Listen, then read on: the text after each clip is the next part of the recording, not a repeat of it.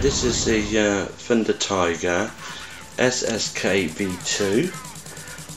It's a 110 scale Nitro car, and this is the body you can see over here.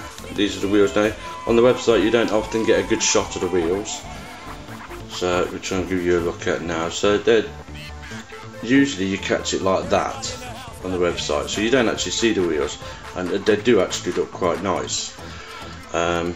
You've got a nice controller over here as well. It's a 2.4 controller.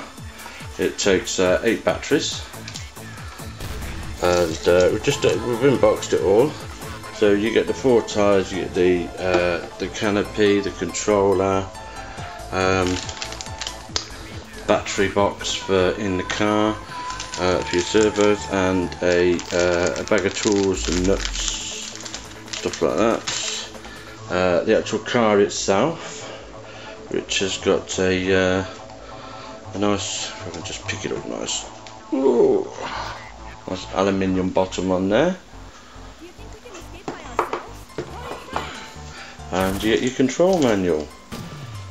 And right, so what I'm going to do is get this together and get started, and we'll do a review on the car as well.